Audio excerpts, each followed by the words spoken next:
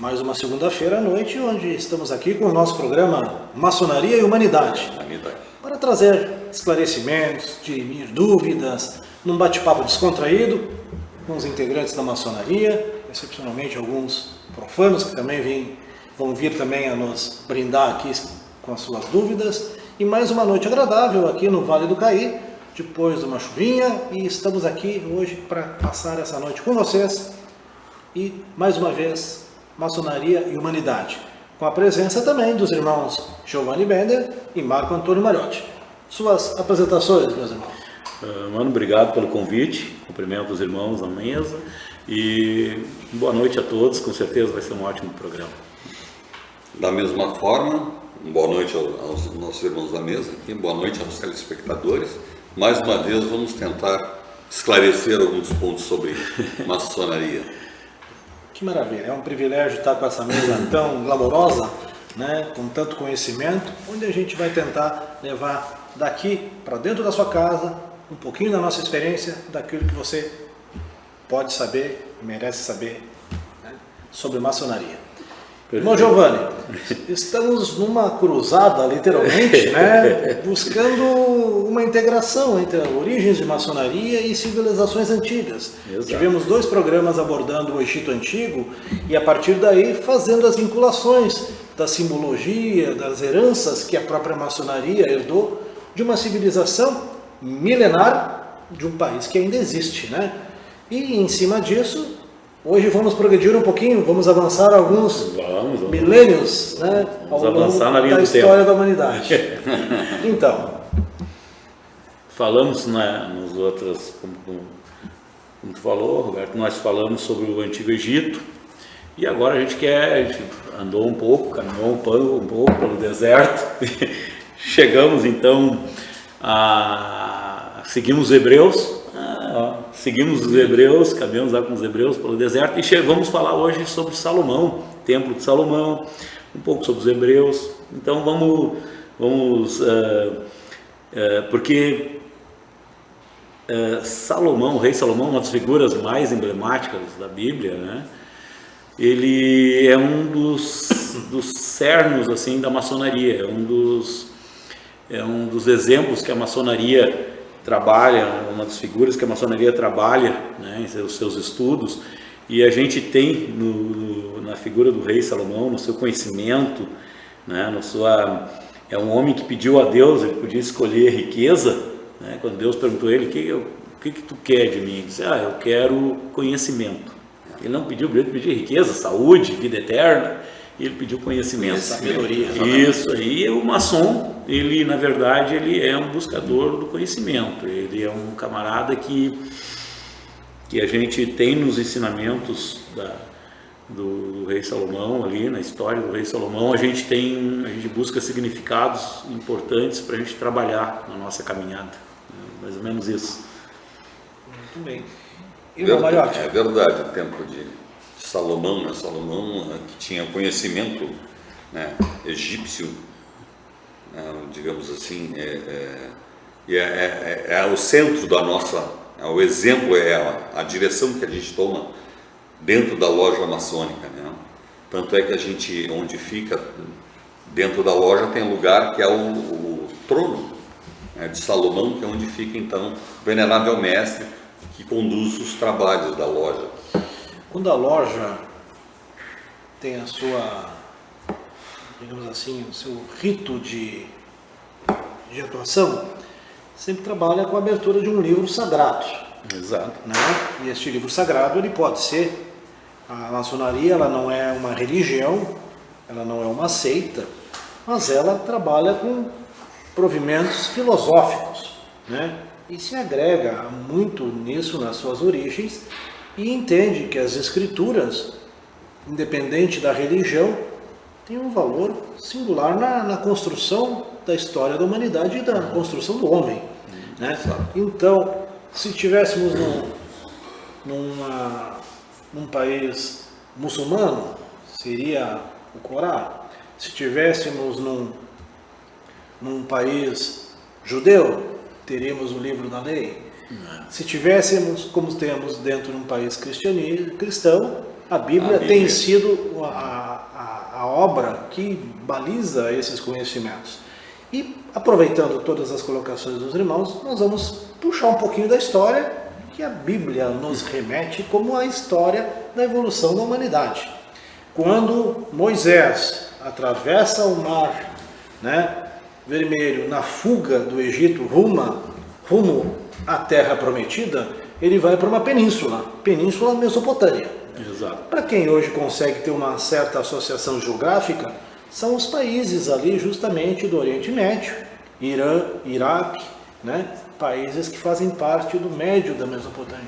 E que infelizmente, e até por questões, acho que em função seus radicalismos, pode-se dizer, não se tem tanto acesso às coisas que tem lá, que são belíssimas. Existem obras de arte, esculturas, monumentos, né, incrustações em montanhas que são fantásticas e que traduzem a cultura dessa civilização.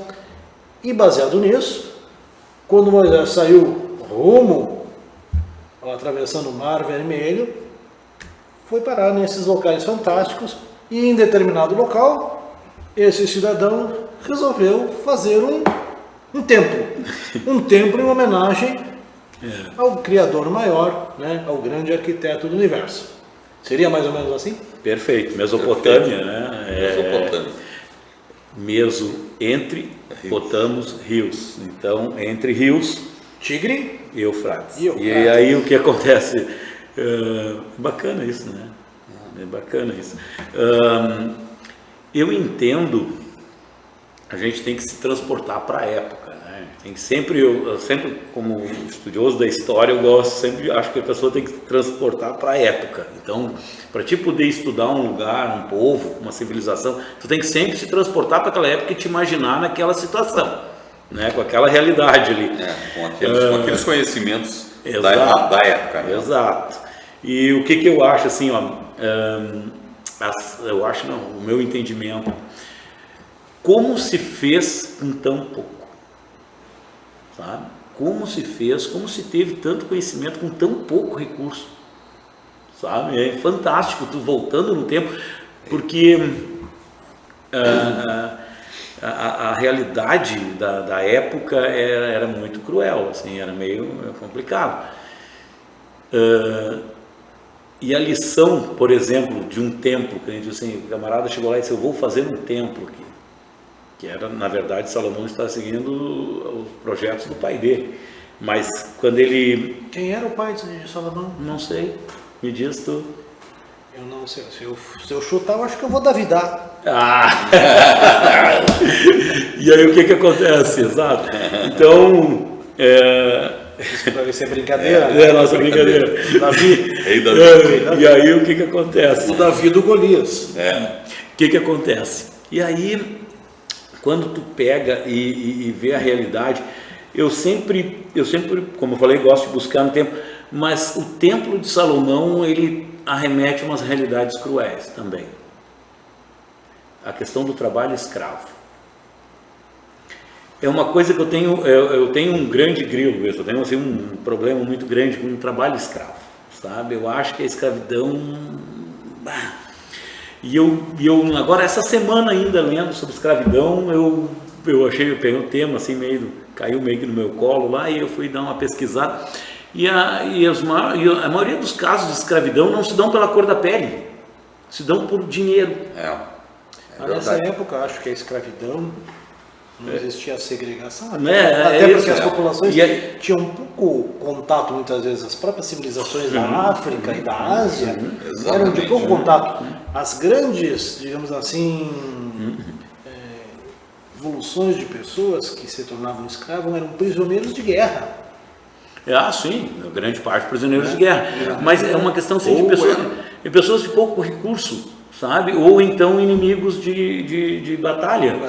E os hebreus aconteceu isso, quando eles foram para o Egito, eles foram escravizados lá, quando eles fugiram, andaram peregrinando por aí eles não querem entrar em detalhes, mas enfim, foram escravizados pela etnia, pela questão de guerra, pelo militarismo, mas... Foram escravizados, exatamente. Sim, mas a questão que eu acho assim, mais emblemática para nós maçons hoje, que a gente busca hoje o Templo de Salomão. Vou voltar ao templo. A gente me dispersei, né? Me dispersa. O irmão Roberto me diz assim, não te dispersa, volta, ele deu uma corda, assim, ele me puxa, eu vou, ele me puxa. Não, O irmão Giovanni é tão bom que ele consegue fazer todo, como diz o gaúcho, floreio e laçar no final. Mas aí o que acontece? Não, o templo de Salomão é um templo de pedra, madeira, ouro e prata, né? Cedro do Líbano, se não me engano, coisa assim, mas enfim. Mas o templo do maçom, ele é espiritual.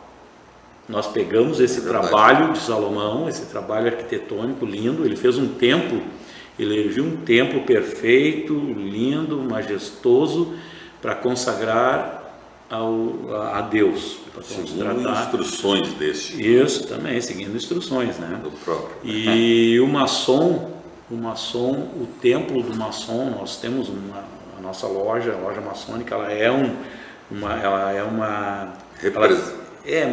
representação simbólica. Isso aí. E a gente busca nessa representação, nesse templo, a gente busca um espaço para se reunir, mas o nosso trabalho é espiritual, o nosso templo ele é espiritual, é mental. A gente tenta trabalhar, buscar o melhor da gente e o melhor, e ser dentro da sociedade esse ente melhor, né? O maçom por si só, ele já tem toda a característica da busca da sabedoria. Ele é um estudioso, né? Tanto é que dentro das grandes artes, né? Filosofia, geometria, geografia, todas essas grandes artes fazem parte do contexto do arcabouço do estudo do maçom.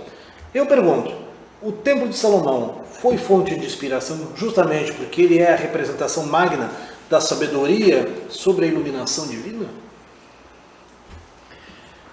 Eu deixaria a resposta para o mestre instalado. Para você que está em casa, para você que está em casa, vou contar um segredinho. O Mariotti, ele é um mestre instalado. Ele é o presidente da loja Rocha Azul hoje, está como presidente. Mas ele viu coisas que eu e o irmão Roberto nem imaginamos. Não chegou no nosso nós tempo. Não conhecemos. Eles estão passando informações e atiçando a curiosidade dos nossos telespectadores. Conta para nós. Na verdade, são em graus que a gente tem, né? São o aprendiz, né? O companheiro e o mestre. E o mestre, então, dentro disso, a gente vai escolhendo, retomando, são esses 3 graus. Na verdade, se subdivide em outros tantos e vai até o 33º grau.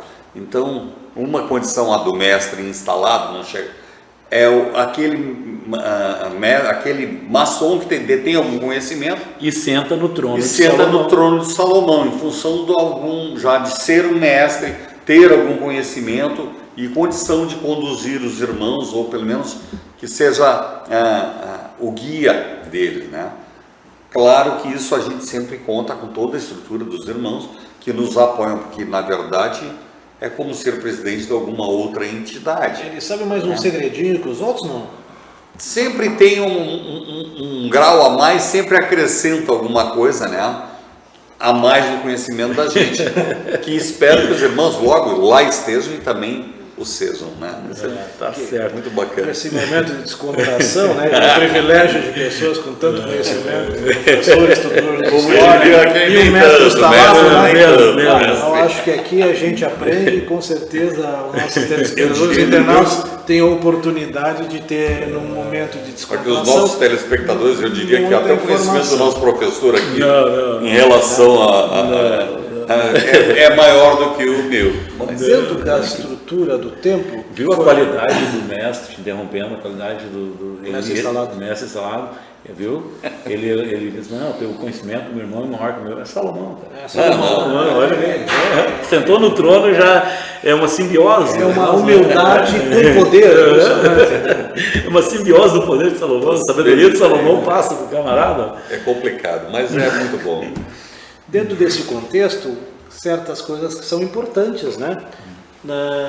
O templo, quando foi construído, eu não sei de cabeça, mas tem literatura própria que diz, foi construído por milhares de obreiros. Sim. E muitos obreiros de etnias, como a gente comentou, de variada condição e inclusive de vocabulário, de língua.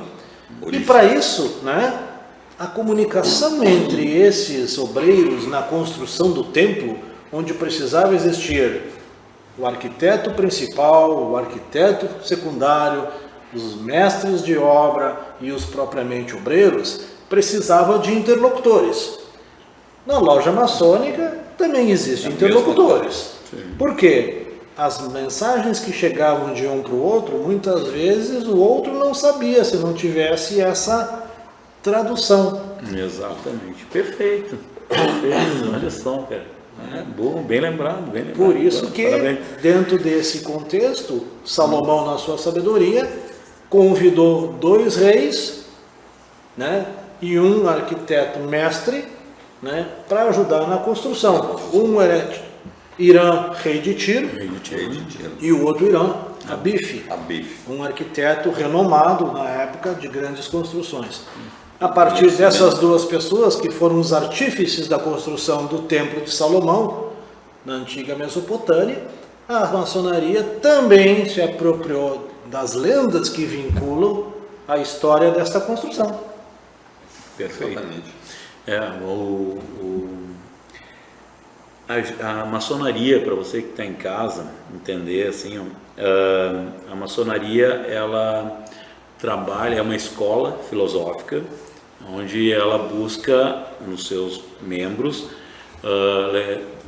compartilhar conhecimento e levar algum conhecimento através de uma simbologia, mas esse conhecimento todo é para transformar essa pessoa, esse cidadão, numa pessoa melhor, né? Então nós, o maçom, é normal você ouvir o maçom dizer assim: estou trabalhando no meu templo interior, estou construindo o meu templo interior, estou aprimorando o meu templo interior. Por quê? Porque a gente está tentando se transformar numa pessoa melhor, né, na sociedade e tudo mais. Quando a gente conversa e fala sobre o Salomão, e a gente busca na representatividade do templo, na representação desse templo, na representação da figura de Salomão como um mestre conciliador, a gente está fazendo um exercício muito profundo de introspecção. A gente usa todas as ferramentas externas, todas as alegorias, vou chamar assim, para transformar a gente, mas uma transformação de dentro para fora. Então essas ferramentas buscam melhorar, a gente busca melhorar de dentro para fora. A maçonaria, ela te dá esse monte de, ela te traz esse monte de significados, mas tu tem que pegar esse material todo e transformar ele dentro de ti, dentro da pessoa. Então a gente hoje a gente se sente assim, muito surpreso muitas vezes quando pessoas criticam a maçonaria, criticam nossos costumes, nossos segredos, nossos mistérios. É um artifício que a gente tem para se manter, para se perpetuar, né, durante tanto tempo. A maçonaria tem essa sua existência. Tudo acontece com apenas um único propósito, que é melhorar como indivíduo, certo? E Salomão, ele é um exemplo a ser seguido, não na questão com as mulheres, né? Claro que não, mas no seu conhecimento, no seu poder como rei, no seu discernimento como conciliador, né? Então, para nós é muito dignificante entrar no templo.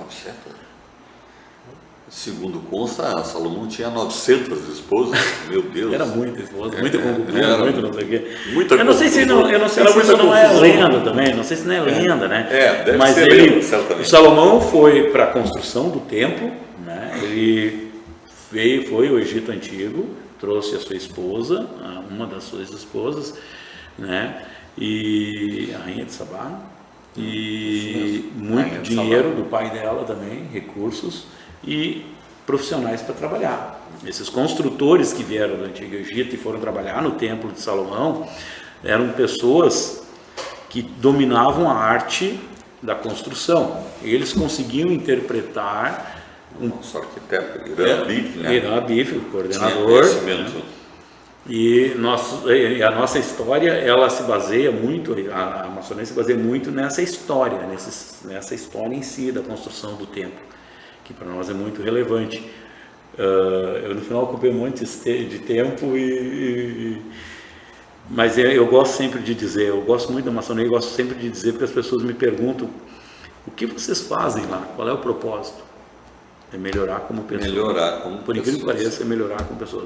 Nós somos buscadores de um eu melhor. A gente trabalha o eu melhor. Vou trazer uma tradução. Filosofei demais, né? Filosofamos A gente se emociona. Eu faço um fechamento. Assim como existe uma diferença entre templo e loja, templo é a estrutura física, que é o arcabouço, da onde existem as representações de colunas, janelas, as ornamentações, e aonde está o trono de Salomão. A loja é o local, né, da onde ocorre essa conjunção fraternal dos irmãos para participar de um evento. Quando a gente tenta construir um templo, a gente busca a perfeição. Mas o maçom, na sua busca constante pela perfeição, ele faz a construção do seu templo interior, que é onde existe o seu magma moral de virtude, né, dos seus vícios, das suas falhas e das suas virtudes. E dentro deste templo moral é que ele tenta, através da maçonaria, esse polimento, esta melhoria como pessoa, como indivíduo, como ser humano, para ele poder depois ser um multiplicador. Perfeito. Né? As palavras perfeitas. Dar a capilaridade à sociedade, à humanidade, a partir de exemplos mais preparados, trabalhados. Aquilo que nós já falamos em edições anteriores, nós maçons não somos melhores do que ninguém. Não somos melhores do que ninguém. Tanto é que todos os irmãos são iguais em loja. Médicos, engenheiros, tributaristas, bancários, empresários, todas as pessoas dentro da sua classe são iguais em loja. O que eles têm? Um objetivo comum, um único elemento que é uma predisposição em conhecimento e de melhoria pessoal. E quando se constrói um templo, se constrói um templo. Não adianta a pessoa buscar viver um mundo exterior se o seu mundo interior não está bem construído, bem sólido, né, para enfrentar os ventos, os tsunamis, os temporais. Tu já viajou até o Egito? Emocionais, né? Já esteve lá no Oriente? Não tive esse privilégio. Nunca foi no Egito? Ainda não. Tá, e Jerusalém também não? Também não. Tá. Olha, mas dando continuação, e a gente tenta se melhorar para que existem sempre as provações, os problemas, o dia a dia da gente, né? Então a gente muitas vezes se coloca numa situação complicada, digamos, no dia a dia, emocionalmente falando, né? E a maçonaria, então, neste caso, tenta nos dar uma luz, um caminho. Sempre, olha, é assim. E a pessoa, ao ler, ao estudar, ao ver, é que vai resolver se quer seguir aquele caminho. Muitas vezes isso até não acontece. A gente tenta sempre corrigir e sempre fazer o melhor possível. Uma vez feito alguma atitude errada, a gente muitas vezes faz alguma ação que poderia ter feito de outra maneira, né? Então a gente tenta se corrigir e se recolocar no caminho. Essa é a ideia da maçonaria. O próprio rei Salomão se atrapalhou em algum momento do mandato dele como rei. Ele teve um momento que ele se atrapalhou, né? Ele perdeu o reino, ele se incomodou bastante. O Templo de Salomão era um local, era um centro religioso, mas administrativo também. Então, Salomão teve algum momento lá que, no final do mandato dele lá, que ele se atrapalhou e passou bastante trabalho. E isso é um exemplo para a gente cuidar, né? Para a gente sempre não se atrapalhar, não se perder. Representa as provações não se perder ao longo do caminho. Passa no dia a dia. Isso. Tem historiadores que falam no local do Templo de Salomão, Monte Moriá, que chegou a ser construído o terceiro templo, mas tem autores que negam, que são apenas 2, enfim. Mas esse lugar é muito emblemático e hoje está lá o Domo da Rocha, né, se não me engano, uma mesquita, e as ruínas do terceiro templo, ou segundo templo, que seria o de Herodes, né? E o Muro das Lamentações, que se chama. Por isso que eu perguntei se tu tinha viajado, eu imaginei que seria um lugar que tu ia viajar. Tenho muita curiosidade. Eu acho que sim. Existem certos lugares, né, que a gente tem a pretensão que, enquanto o grande arquiteto permitir, a gente possa alçar alguns voos. Almejar e ir lá. Né? Voos de conhecimento. O que a gente pode ter de lugares passíveis hoje da humanidade que sejam fontes de cultura e conhecimento? Roma. Biblioteca do Vaticano. Louvre, França. Museu Smithsonian dos Estados Unidos. Jerusalém. Temos locais que por si só já valem todo o esforço para a gente poder... E quando a gente está falando do Templo de Salomão, a gente tem que pensar que não só no povo hebreu, no povo judeu, mas o povo cristão, o muçulmano, todos buscam um significado no Templo de Salomão, né? Os cristãos, Jesus Cristo vem e diz: o homem construa seu templo interior, reforça o teu templo interior, faça o teu templo ser um templo erigido a Deus, em honra a Deus, e seja justo, perfeito, né? O povo muçulmano, Maomé, ele viajou um sonho que ele teve, viajou à noite, foi até o Templo de Salomão, e lá ele conversou com Deus explicou para ele os seus propósitos, e assim Maomé retornou com as suas escrituras lá, né? Então o significado é muito profundo para todas as religiões. Então a gente, quando a gente fala no Templo de Salomão, ele tem sempre um significado maior para nós, ele tem sempre um significado mais profundo para nós, né? Excelente, né? Que é maravilhoso poder desfrutar de tanto conhecimento, né? O problema é que o tempo sempre é curto, né? Mas eu acho que, já como o irmão Giovanni colocou, né, fica a provocação aos nossos telespectadores e internautas, né? Busque através da leitura, né, que demandem perguntas para nós. O irmão Florencio, que hoje não está infelizmente aí com a gente aqui, que possa estar em breve já pós-convalescência e os seus problemas de saúde, mas encaminhar para ele as perguntas para que possam a gente trabalhar ao longo dos programas esses esclarecimentos. Irmão Giovanni colocou uma coisa, que eu estava poupando de entrar na palavra e ele entrou: os judeus. Hebreus e judeus. Na verdade, as origens de todas aquelas civilizações, mesmo dessas que a gente acompanha, né, no Oriente Médio, no Irã, no Iraque, todas existem etnias, porque eram filhos de tribos de Judá e que foram se separando, né?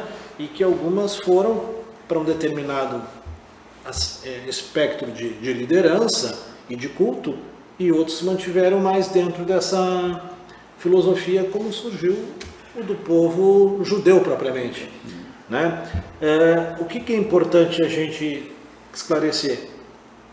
A maçonaria, ela é uma ciência, né? É uma fraternidade que usa aspectos de simbologia e alegorias para fazer, dentro deste grande teatro de conhecimento, né, a apropriação da história da humanidade, da história do homem também, para poder transformar isso em melhores momentos para ela e no futuro.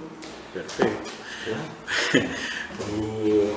Mas eu ainda tenho curiosidade de saber qual o conhecimento que é transmitido para o camarada que senta no trono de Salomão. Terás a chance, meu irmão. E muito em breve. Muito em breve. Não é tão simples assim. Irmão mestre instalado, Marco Antônio Malhotti, suas considerações finais para os nossos telespectadores? Não, só agradecer aos telespectadores, né? A atenção que é dispensada a nós aqui, a gente fica muito, nos regozijamos em poder passar um pouco que a gente sabe, né, para todos vocês dentro dos possíveis. Aquela história de segredos e não sei o que, todos têm, né? Qual é a firma que vocês vão trabalhar ou alguma coisa que não tenha o seu toquezinho ou o seu mistério. o seu mistériozinho. A gente não fica sabendo por razões necessárias, né? Irmão Giovanni? A minha esposa gosta de, quando eu vou sair para nossas reuniões, minha esposa diz assim, lá vai meu marido para a seita dos Harry Potter. Acho muita graça daquela piada. O que acontece? A gente... Conservou o primeiro vigilante. Conservou o primeiro vigilante. Do Templo de Salomão, no final eu tinha preparado um monte de coisa, lido, e no final me emocionei falando do Templo de Salomão, dos mistérios da transformação do homem. A maçonaria busca no Templo de Salomão, né, não só a inspiração, mas também busca muita alegoria.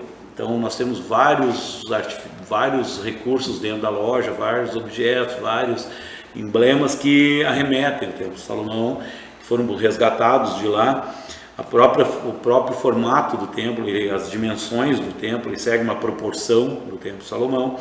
Temos as colunas na entrada do templo, então colunas B e J, né, Joaquim Boaz, elas também foram buscadas no templo, e assim N coisas, e tudo isso, né, não significa que a maçonaria seja uma religião, né? Porque me perguntaram essa semana, assim, vocês ficam falando, mas você tem muito toque de espiritualidade nessa coisa, e isso aí na verdade é uma religião. É possível. Existem dogmas como tem religião, então ela poderia ser chamada de religião, porque quando tem um dogma, a religião, o que torna uma coisa uma religião são os dogmas. Dogmas significa assim, ações ou coisas, rituais que tu precisa fazer para que aquele momento aconteça. Então nós temos nossos dogmas, né? Mas não é uma religião, né? E a gente faz um trabalho espiritual, sim, mas o que é o trabalho espiritual? Nós maçons acreditamos num princípio criador e acreditamos que temos um espírito, uma energia vital que organiza, faz nossas moléculas se organizarem, nossas células ficarem ali organizadinhas. Então a gente acredita nessa energia que existe, que faz isso tudo. E quando a gente conversa com essa energia que muitos chamam de espírito, essa conversa conosco, o nosso eu interior, nós estamos fazendo um trabalho espiritual, nós estamos conversando com o nosso espírito.